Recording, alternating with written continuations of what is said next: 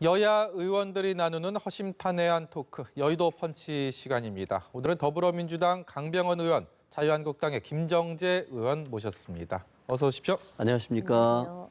그럼 오늘의 첫 번째 펀치 주제부터 보고 오시죠.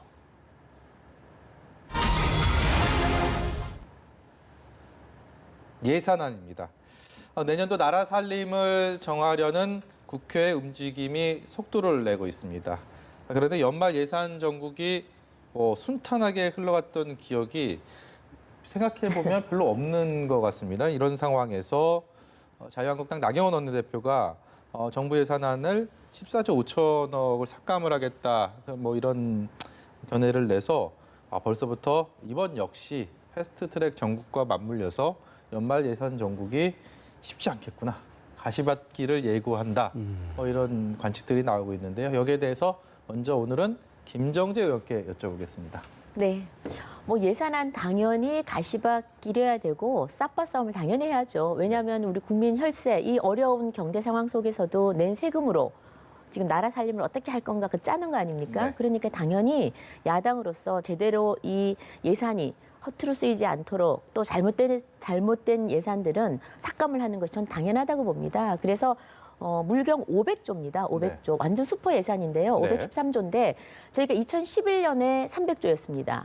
그런데 2017년에 400조였어요. 6년이 걸렸습니다. 100조 증에 가는데 6년이 걸렸습니다. 그런데 불과 400조에서 500조까지 3년밖에 걸리지 않았어요. 네. 엄청나게 빠른 속도로 지금 돈을 펑펑 써대는 겁니다. 그러면 그 써대는 내용은 어떠냐? 보면은 그 안에 저희가 보기에는 정말 그 가짜 일자리를 만드는 선심성 예산이 또 있고요. 그리고 앞으로 미래 청년들에게 빚을 정말 떠넘기는 그런 예산들도 많습니다. 네. 그래서 저희가 이번 예산 철저히 그 심사를 하겠고 또 500조는 넘겨서는 안 된다. 그래서 한 14조, 물론 이게 무작위로 한 건 아닙니다. 전체적으로 구체적으로 큰 틀에서 아직 디테일한 거는 또 심사를 더 해봐야 되겠지만 큰 틀에서 삭감할 내용을 보니 한 14조가 된다라는 결론을 내렸고요. 지금 이번 예산안의 가장 큰 문제는 적자 규모입니다. 그러니까 적자 국채를 발행하는 건데 지금 19년에 한 33조 발행했는데 이번 20년에 올해는 60조입니다. 그래서 예산안 대비 이 부채 비율이, 그러니까 적자 국채 비율이 11%나 됐습니다. 네. 이게 지금 가장 문제인데요. 소위 말하면 이제 빚내서 살림을 살겠다는 그런 거라서 저희가 꼼꼼하게 예산 심사를 하지 않을 수가 없고 또 삭감할 것은 삭감하지 않을 수가 없습니다. 그래서 특히나 세금 일자리를 세금으로 충당하는 거, 일자리를 인위적으로 만드는데 한 25조를 쓰고 있습니다. 예를 들자면 지금 해고 강사들이 있어요, 대학에. 거기에 월 네. 44만 원을 준다든지 아니면 고등학생들한테 취업 여부하고 상관없이 매월 60만 원씩 실습 참가비를 주게 됩니다. 이런 예산도 지금 잡혀 있는데요. 이런 예산을 유시해서 정말 미래의 한탕주의를 한번 쓰고 네. 많은 예산들, 그리고 장기적으로 봤을 때 일자리와 관련 없는 단기 알바 일자리는 저희가 과감하게 삭감을 하겠습니다. 김정재 의원의 견해는 이제 불필요한 씀씀이들이 너무 많고 이 얘기만 300조에서 500조까지 예산이 넘어오는데 걸렸던 시간들을 들었을 때는 그렇구나라는 또 일리가 있는 지적이다, 이런 생각도 드는데요. 어떻습니까? 일단은 내년도 예산안이 어떤 의미의 예산안인지를 좀 살펴볼 필요가 있을 것 같습니다. 최근에 이제 일본의 수출 규제라든지 미중 간의 무역 갈등을 통해서 전 세계 경제가 하방 위험에 처해 있지 않습니까? 네. 우리나라는 더 특히나 일본의 수출 규제 속에서 더 힘든 상황입니다.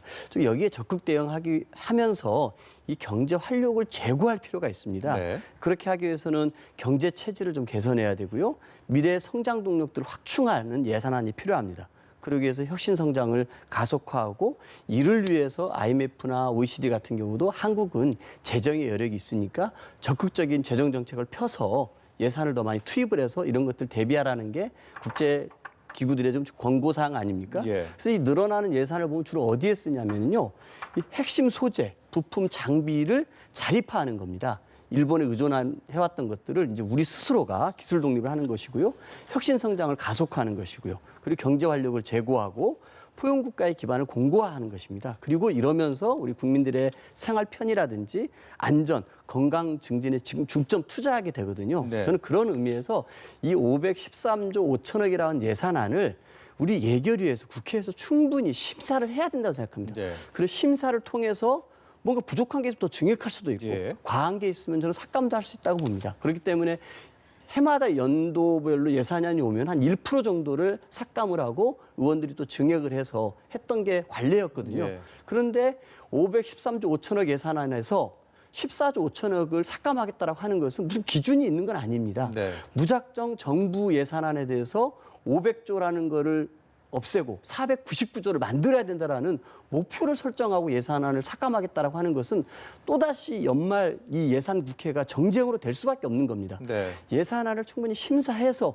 이건 필요하니까 증액하고 이건 필요 없으니까 삭감합시다. 이렇게 논의를 하면서 숫자를 정해야지 또 목표치를 정해놓고 삭감하자라 그러면은 그 한국당에 있는 의원님들은 물불을 안 가리고 원내대표의 지시사항이기 때문에 네. 총선 앞두고 있기 때문에 삭감에만 매달리게 됩니다. 그런데 네. 이게 얼마나 모순되냐면요.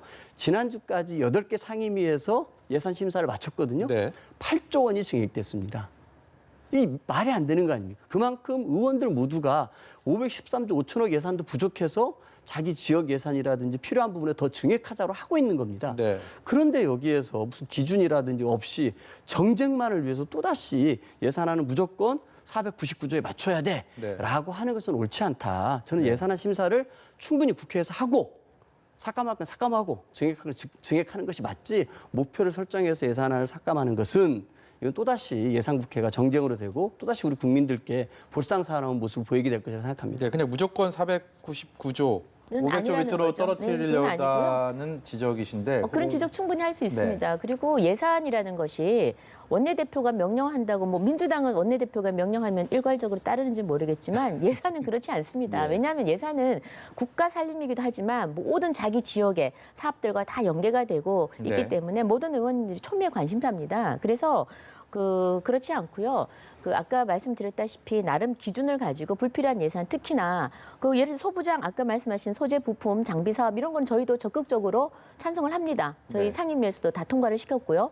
그리고 거긴 한 2조 정도 드는데 그건 저희가 적극적으로 당연히 해야 되고 뭐 산업 경쟁력을 강화한다든지 미래 세계를 위해서 미래 세대를 위한 어떤 혁신 산업들에 돈을 투자하는 이거는 여야가 나뉠 게 아니라고 봅니다. 예. 다만 일자리를 아직도 정부가 만들어야 된다는 이런 착각. 그러니까 기업에서 만들어야 될 일자리를 정부에서 만들어야 된다는 착각을 하고 예산을 퍼붓는 거 이런 걸 좀 반대하는 겁니다. 네. 그리고 내년에 선거를 앞두고 선심성 예산들 뭐 20만에서 25만을 올리는 거라든지 기준도 없이 올리는 거요. 그런 게 굉장히 많은데 그런 걸 전체적으로 삭감하겠다는 말씀을 드리고요. 네. 그다음에 아까 상임위에서 증액을 해왔다 그러는데 그건 맞는 말씀이세요. 지금 일단은 상임위에서 증액을 해와도 사실 예결위에서는 제로 베이스에서 다시 시작을 합니다. 그리고 원래 국회는 예산은 감액의 권한은 있지만 증액의 권한은 없습니다. 그래서 일단 불필요한 사업을 감액하는 데 아마 초점을 맞출 거고요.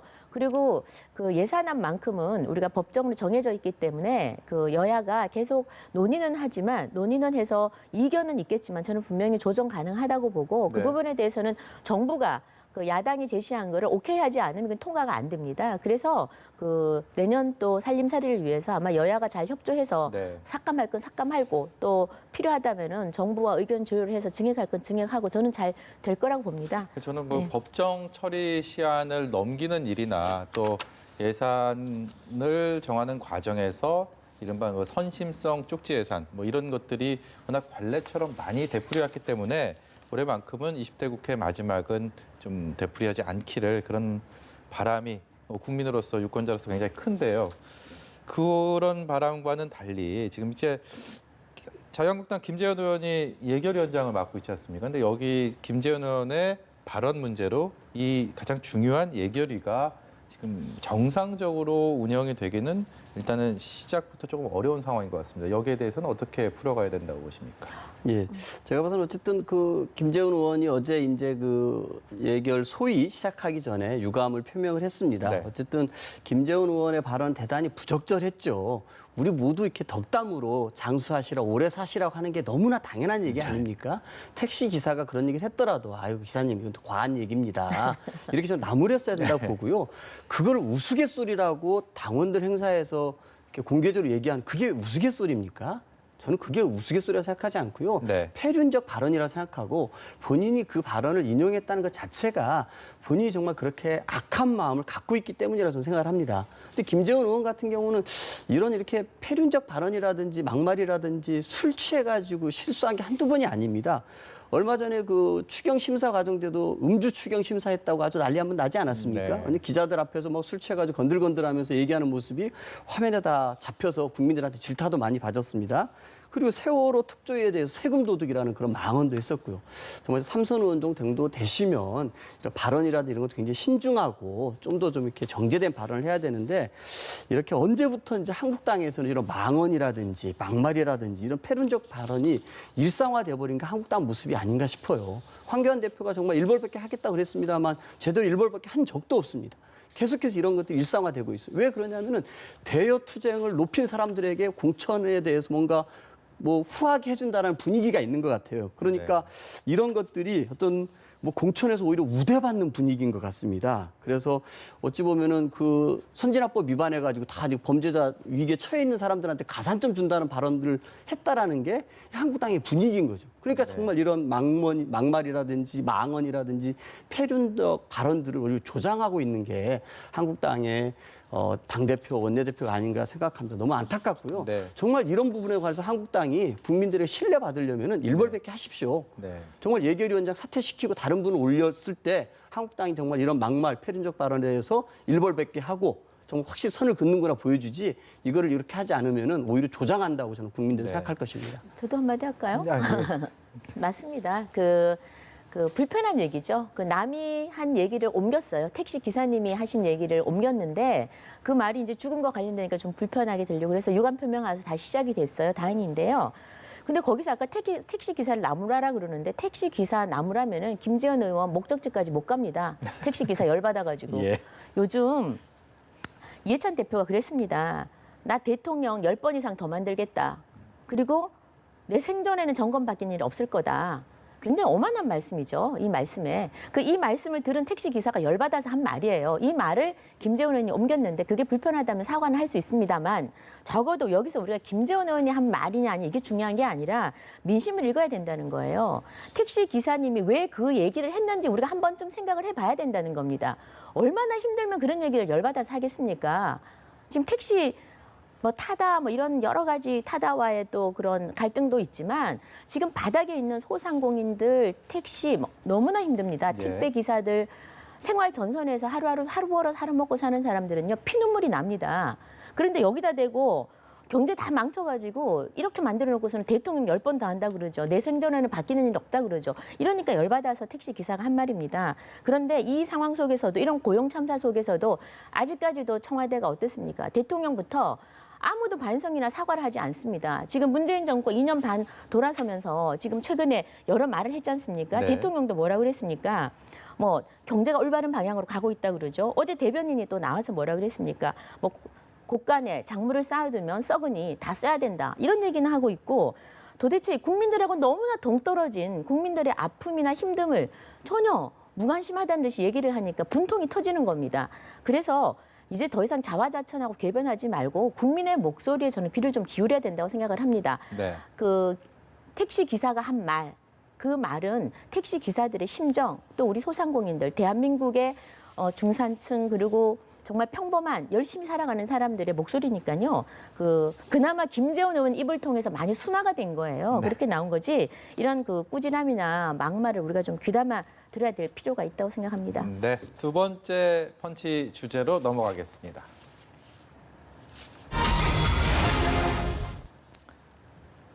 황교안 대표가 제시한 보수 대통합이 원래 그렸던 그림처럼 그렇게 순조롭게 진행되고 있지는 않은 것 같습니다.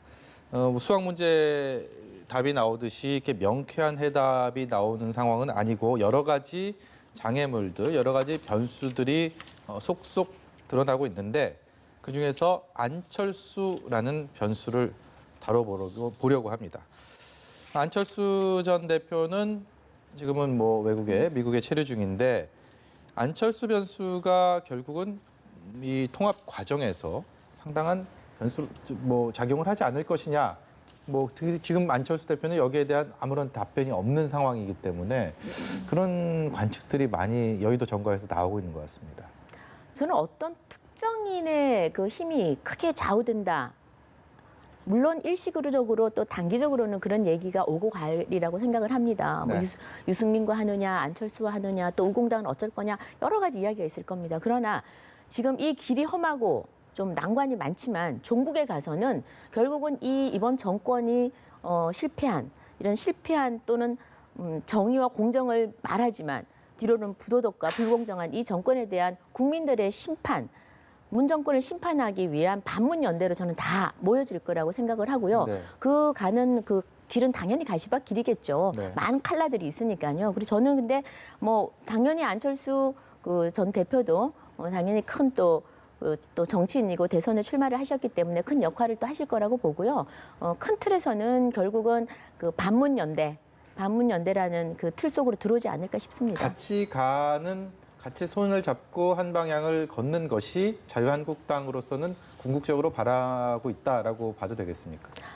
전제 조건이 있죠. 지금 문재인 정권을 심판한다라는 문재인 정권과 함께 가느냐 아니면 그것을 심판하려는 소위 말하면 야권 세력들과 이제 여기서 야권이라면 한국당을 비롯한 이제 한 반문연대를 형성하려는 세력을 말할 때 이것과 함께 하느냐를 이제 결정을 하셔야 되겠죠. 네. 근데 저는 지금까지 안철수 대표의 걸어온 길을 비춰봤을 때 절대 문재인 정권과 함께 하리라고 생각하지는 않습니다. 네, 과거 민주당에서는 안철수 전 대표가 또 야권 단일화 과정에서 같은 힘을 모았었고 또 민주당과의 또 공동대표를 당을 또 이끌지 않았습니까? 예전에 김한길 대표와 이런 그랬었죠. 상황에서 네. 보면 지금의 이제 안철수 전 대표의 행보에 대해서 민주당은 여러 가지 시선으로 볼 수밖에 없을 것 같아요. 어떻게 지금 결국 보수 통합의 어떤 그 영역 안으로 안철수 전 대표가 들어가느냐 아니냐 여기에 대해서 어떤 시선으로 보고 계십니까? 글쎄요, 뭐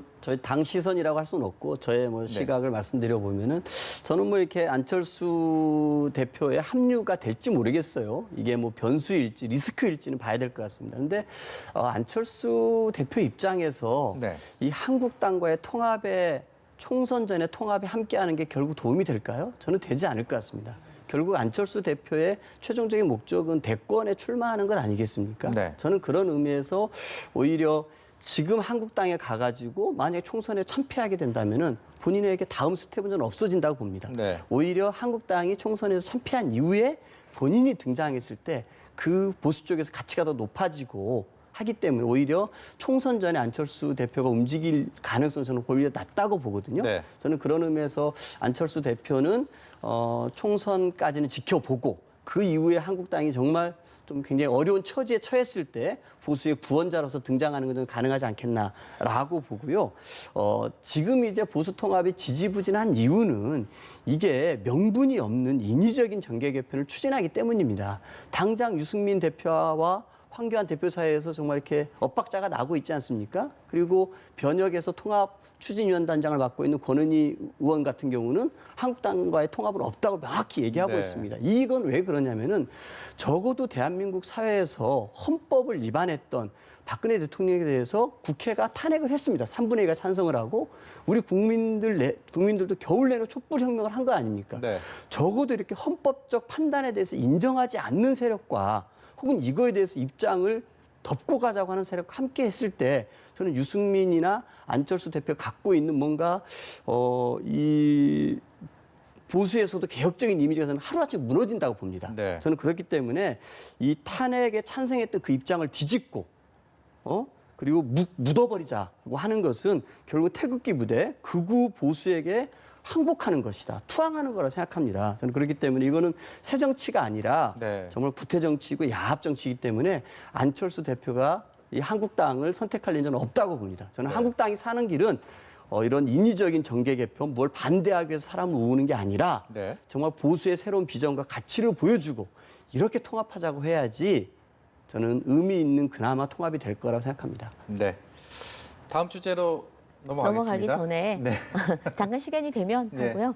뭐 아까 강 의원님 말씀이 맞습니다. 저는 인위적으로 뭘 하는 건 절대 힘을 받지 못한다고 생각을 해요. 근데 지금 현재 저희가 지금 하려는 통합은 가장 큰 대의 명분이 있습니다. 소위 말하는 문정권, 실패한 문정권에 대해서 문정권에 실망한 모든 제 세력들이 모이는 겁니다. 그것만큼 큰 대의가 어디 있겠습니까? 그래서 반문연대가 저는 반드시 총선 전에 형성이 될 거라고 보고요. 그 속도는 지금은 서서 이제 막 출발했습니다. 네. 그래서 저는 점점 가속도가 붙을 거라고 보고요. 그리고 뭐 지금 탄핵에 찬성이다 반대다 이거는 늘 있어 왔던 이야기입니다. 근데 지금 아마 민주당은 제일 두려운 것이 탄핵을 불문에 붙이고 정말 반문연대로 큰 집을 지어서 모든 제세력이 모여서 문정권의 실정을 국민들과 함께 심판하려고 할 때, 그리고 그 힘이 세질 때를 저는 가장 두려워하지 않을까 싶습니다. 그래서 그 길이 지금 이제 시작이니까 한번 지켜봐 주시고요. 네. 지금 뭐 어제 오신환 대표도 얘기했지만 안철수 또 대표하고 계속 소통도 하고 있고 아마 11월 말 12월 정도에는 답이 오지 않을까 그렇게 생각을 하고 있습니다. 네, 다음 주제로 넘어가겠습니다.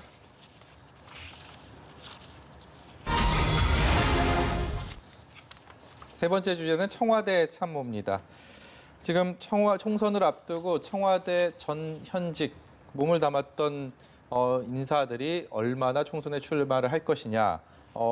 일각에서는 뭐 구체적인 이름과 구체적인 뭐 장소, 지역까지 나오면서 양정철 민주연구원장이 여기에 대해서 좀 쓴소리까지 했습니다. 이 상황들 굉장히 단호한 어조로 얘기를 하면서 광폭 행보라는 또 표현도 나왔어요. 그러니까 양정철 원장이 뭐 과거에 김경수 지사와 또 이재명 지사의 또 이렇게 모임을 또 주선하면서 이런 과정들도 결국은 총선을 앞두고 이른바 원팀에 대한 메시지를 주고 있다. 그러면서 뭐 여러 가지 그립을 쥐고 있는 그런 모습들도 좀 보고 있는 것 같은데 어떻게 보십니까?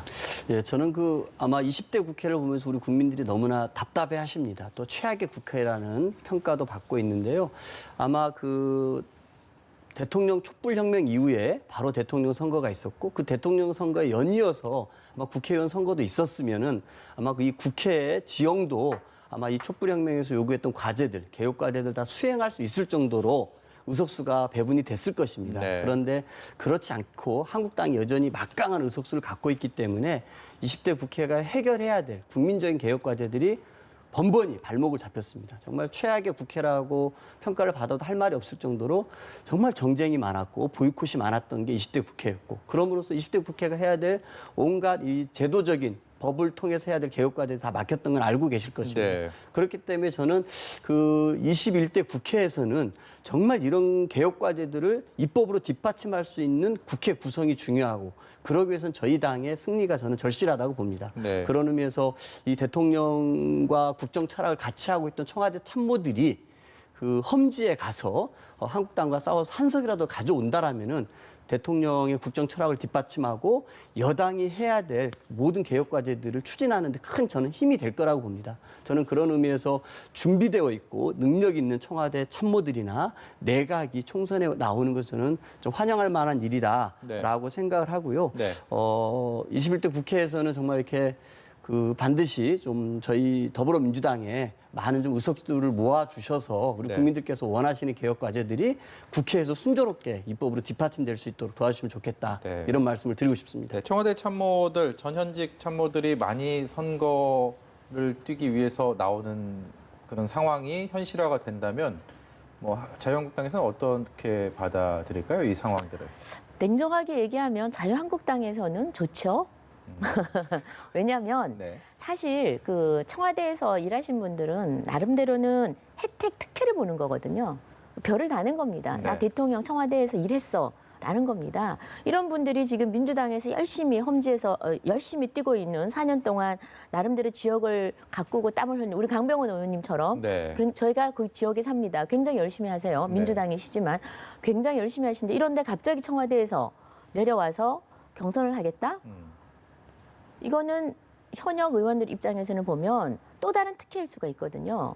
그래서 이런 부분은 앞으로 뭐 꼭 민주당뿐만 아니라 한국당에서도 그렇고 민주당에서도 그렇고 우리 정치사에서 조금 지양되어야 되지 않나 그런 네. 생각이 들고요. 또 반대로 그분들 입장에서는 또 그럴 수도 있습니다. 당원 경선이면 니네는 오랫동안 당원하고 서로 스킨십도 했으니 우리가 더 손해지 않느냐라는 또 볼멘 소리도 할 수 있습니다. 그러다 보니 지금 청와대에서 나오시는 분들은 분대로 또 현역 의원님들은 의원님들대로 서로 갈등이 생기는 겁니다. 그러니 양정철 민주원장 입장에서는 지금 이 총진두지휘해야 되는데 안에 그 지역에서 짜그락빠그락 소리가 나니까 지금 단호하게 네. 대통령 덕볼 생각하지 마라 그랬거든요. 네. 그런데 그럼에도 불구하고 지금 저는 이번에 왜 양정철 원장이 이렇게 단호하게 하느냐 제가 생각을 해보니까 한국당, 새누리당이죠. 4년 전에 새누리당의 전철을 밟지 않으려고 그러는 것 같아요. 지금 하는 거 보면 양정철 원장이 거의 모든 그립, 아까 그립이 굉장히 강하다고 그러셨는데 모든 지금 실세입니다, 실세. 우리 그 당시에 뭐 친박 감별사라고 있었죠. 네. 거의 친문 감별사 같아요. 친문 감별사. 친문 감별사로서 자기가 제대로 전체로 판을 짜고 싶은데 그래서 한국당을 꼭 이기고 싶은데 다수당이 되고 싶은데 청와대에서 나온다 그러죠. 현역 의원들과 갈등이 생기죠. 내부 싸움이 벌어지죠. 친문 비문끼리 싸우죠. 이러면 본인 소위 말해 계획이 좀 어긋날 수가 네. 있는 거죠. 그래서 그런 한국당, 새누리당을 한번 본 적이 있기 때문에 그 전철을 밟지 않으려고 지금 굉장히 단호하게 하는 것 같은데 그럼에도 불구하고 각계 전투를 하면은요 막기 정말 어렵습니다. 나가겠다는데 뭔 재주로 막겠습니까? 그래서 저는 지금 민주당이 소위 말 안에 내분이 분란이 지금부터 시작되지 않느냐. 지금까지는 이해찬 대표가 누르고 눌렀지만 네. 이제 총선이 다가옴에 따라서 본격적으로 민주당 내에서 반문, 친문, 비문, 뭐 반문은 아예 원천 제거되겠죠. 그래서 그 싸움이 본격화되지 않느냐 생각을 들고요. 네. 저희 당 입장에서는 어찌되었든 간에 그 경쟁하는 당으로서 야당으로서 저희도 강병원 의원님과 마찬가지로 국민한테 다가가는 정책으로 반드시 다수당이 되어야만이 이 문재인 정권의 잘못된 정책들을 바꿀 수가 있습니다. 예. 그래서 저희도 승리를 위해서는 저희는 단결하고 상대는 좀 분열되었으면 하는 바람인데 지금 그 분열의 조짐이 이것이 아닌가 그런 생각이 듭니다. 네. 마지막 주제로 넘어가겠습니다.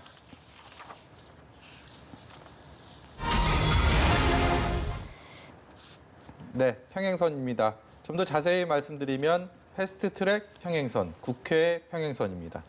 오늘 오전에 문희상 국회의장이 여야 3당 원내대표랑 회동을 했는데 12월 3일 공수처법을 비롯한 패스트트랙 법안에 대한 부의를 하겠다라는 얘기를 했습니다. 여기에 대해서 자유한국당은 물론 강하게 반대를 하고 있고 일부 의원들은 여기에 대해서 의원직을 총사퇴하겠다라는 강경 입장도 보였습니다.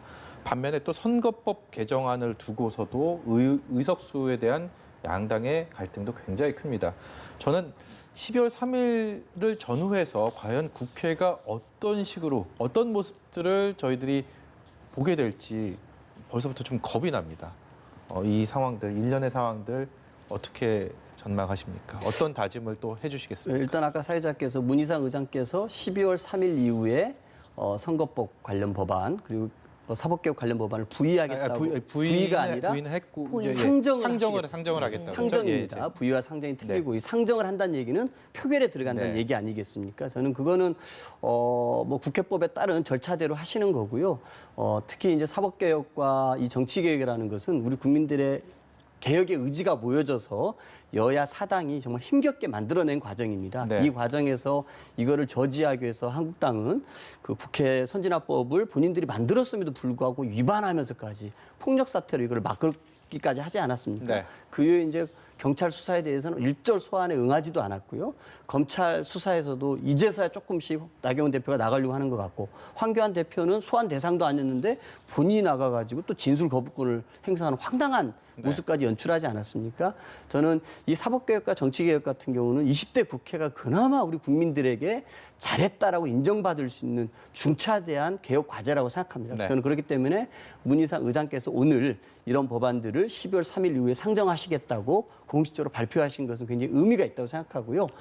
저는 이 법들이 통과되기 위해서 한 20여일 남았는데 저희 당 같은 경우는 여전히 한국당의 선거법에 대해서 함께하자라고 얘기하고 있습니다.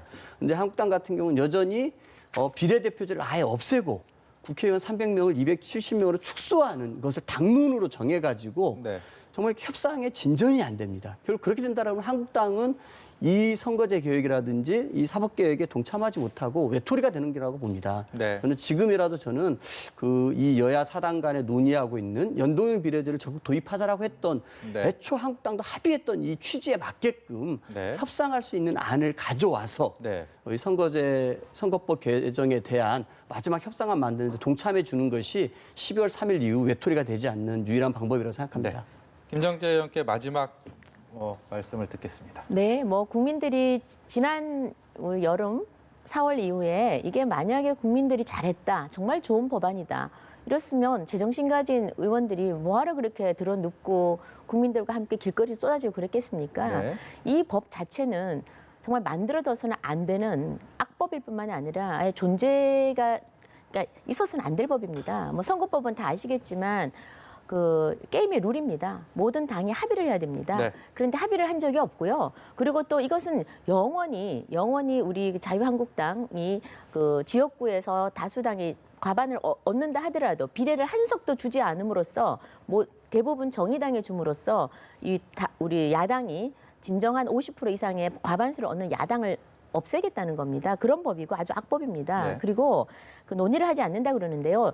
그 팩트를 좀 체크해드려야 되는데 270석 저희가 주장을 했고 10% 줄이자는 겁니다. 그리고 비례와 그 지역구는 얼마든지 열어놓고 논의를 가능하다라는 게 저희 입장이고요. 그리고 한 번도 저희 한국당을 논의의 장으로 부르지를 않습니다. 그래서 같이 좀 불러서 해줬으면 하는 그런 바람입니다. 같이 해야 되고요. 그리고 김부겸 전 장관께서도 이것은 반드시 함께 논의해야 된다고 그랬고 또 아시겠지만 사법개혁, 공수처법은 다 아시겠지만 대통령의 검찰 내 마음대로 할 수 있는 검찰 만들겠다는 겁니다. 당연히 반대해야죠. 예. 그리고 이 모든 이 법들이 합법적인 것이 아니라 불법 사보임을 통해서 처음부터 불법으로 진행이 됐다. 그래서 패스트트랙을 정말 태웠다라는 말씀을 좀 드리고 이 법만큼은 절대로 저희가 저지를 하는 게 저희가 야당 의원으로서 국회의원으로서 해야 될 의무입니다. 그래서 네. 저희는 좀 저지를 하고 만약에 선거법 같은 경우에는 정말 논의를 해서 합리적으로 수정이 된다면 얼마든지 협상 테이블을 가고요. 공수처 사법개혁법도 마찬가지입니다. 지금 검경 수사권 조정하는 법은 저희가 같이 논의 중인 것으로 알고 있고요. 공수처법은 저희는 뭐 절대 반대입니다. 네. 오늘 말씀 여기까지 듣겠습니다. 지금까지 더불어민주당의 강병원 의원, 자유한국당의 김정재 의원이었습니다. 고맙습니다. 고맙습니다. 고맙습니다.